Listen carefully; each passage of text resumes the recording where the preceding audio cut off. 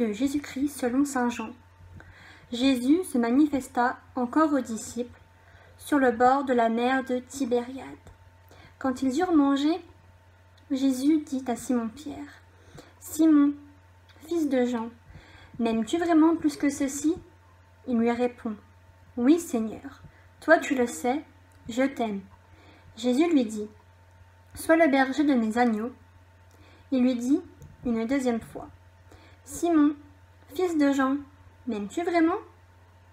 Il lui répond, « Oui, Seigneur, toi tu le sais, je t'aime. » Jésus lui dit, « Sois le pasteur de mes brebis. » Il lui dit, pour la troisième fois, « Simon, fils de Jean, m'aimes-tu » Pierre fut peiné, parce que la troisième fois, Jésus lui demandait, « M'aimes-tu » Il lui répond, « Seigneur, toi tu sais tout, tu sais bien que je t'aime. » Jésus lui dit, « Sois le berger de mes brebis. Amen, amen, je te le dis. Quand tu étais jeune, tu mettais ta ceinture toi-même, pour aller là où tu voulais. Quand tu seras vieux, tu étendras les mains, et c'est un autre qui te mettra ta ceinture, pour t'emmener là où tu ne voudrais pas aller. » Jésus disait cela pour signifier par quel genre de mort Pierre rendrait gloire à Dieu. Sur ces mots, il lui dit, « Suis-moi. »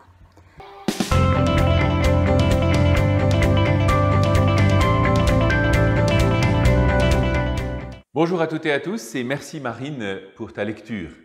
Nous voici parvenus au terme de cette initiative commencée le 16 mars dernier avec tous les jours, hors diffusion directe, une petite vidéo Covid de partage de la parole de Dieu entre nous.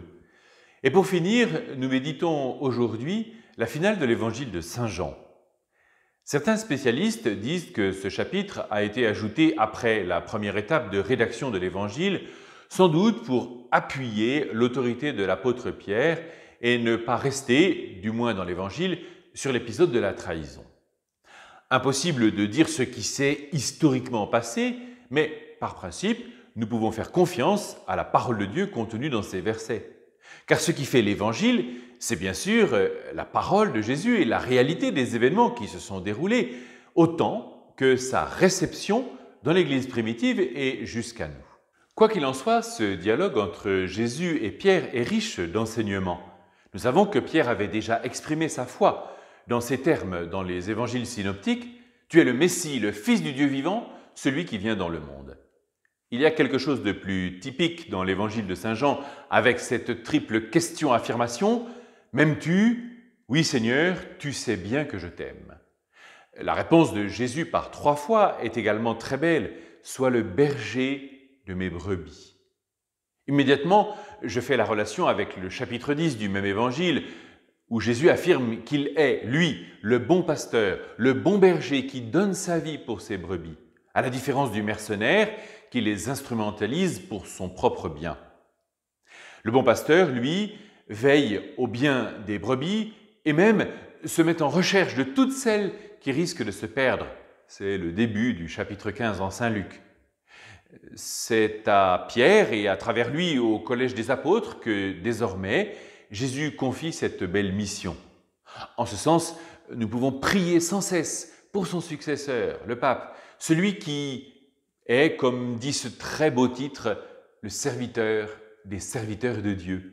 On ne peut rester indifférent au fait que Jésus ait, semble-t-il, posé 3 fois la même question, même si dans sa bouche ce n'est pas toujours le même verbe « aimer » qui est employé, ce qui ne peut être restitué en français. Mais je ne vais pas aller dans cette complexité. Nous voyons bien qu'avec ces 3 questions s'établit un parallèle avec la triple trahison de Pierre, témoignage de sa peur, de son manque de courage, que je ne me permettrai pas de blâmer, qu'aurions-nous fait à sa place? Cependant, cette insistance me semble nous montrer le lien entre l'amour inconditionnel que Jésus sollicite chez Pierre et sa mission de conduite du peuple de Dieu par délégation. Et parce que nous sommes à la veille des baptêmes d'adultes, célébrés chez nous mais aussi un peu partout en France, j'associe cette triple question à la triple réponse « je crois » de la profession de foi baptismale. Enfin, il me semble que cette triple question et la triple réponse de Pierre nous fait mesurer que le Seigneur n'en reste jamais à nos trahisons ou nos infidélités. Si cette même question revient 3 fois, c'est pour nous dire que l'amour de Jésus à notre endroit aussi est permanent. Si Jésus pose la question à Pierre après son reniement, de la même manière, il nous la pose sans cesse, comme une porte toujours ouverte à notre conversion, à notre retournement vers le Seigneur, qui, comme le Père miséricordieux, attend chacun de ses enfants et même vient à leur devant pour exprimer son amour tendre et miséricordieux.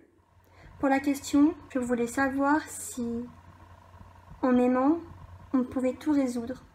Merci Marine pour ta question. En aimant, peut-on tout résoudre? C'est une question à la fois immense et magnifique. L'amour n'est pas magique, mais je crois vraiment qu'il est la source de tout bien.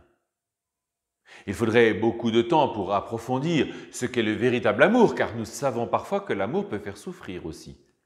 Mais ma conviction profonde, c'est qu'en regardant Jésus de près, je le vois aimer toujours de manière ajustée et jusque dans l'offrande de sa vie. Aimez-vous les uns les autres comme je vous ai aimé. Pour nous, cela peut prendre du temps, mais c'est pour moi une très vive espérance.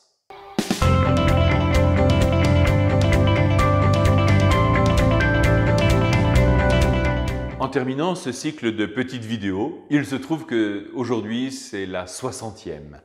Je voudrais formuler quelques remerciements. D'abord, à toutes celles et ceux, nombreux, qui y ont collaboré. Les témoignages des étudiants, la lecture de tous les jeunes et les questions qui nous ont fortement stimulés, le Père Gabriel et moi. Mais aussi à vous tous qui, par vos messages nombreux, nous avez dit combien cette vidéo de chaque jour était un lien paroissial vital. Je ne peux citer tous ces messages et je n'ai pas pu répondre à tout le monde, mais merci à chacun d'entre vous. Et maintenant, c'est la grande question que nous nous posons tous, prêtres, collaborateurs, personnes en responsabilité, mais aussi pour vous. Que garder de cette expérience, de ces 10 semaines? Puis-je formuler 2 souhaits? D'abord, que la parole de Dieu soit encore et toujours plus lue, méditée, priée et commentée. Chacun de nous y est invité. Et deuxièmement, durant cette période, nous, prêtres, nous vous avons proposé nos méditations. Mais elles ne sont pas forcément plus intéressantes que les vôtres. Comment continuer et élargir nos partages? Puisque nous entrons demain dans la célébration de la Pentecôte qui fait mémoire et actualise la promesse du don de l'Esprit, demandons-lui de nous guider et de nous faire découvrir ce que nous n'avons pas encore imaginé pour que la parole de Dieu devienne encore plus vivante en nous et autour de nous. Encore merci pour votre attention et à très bientôt.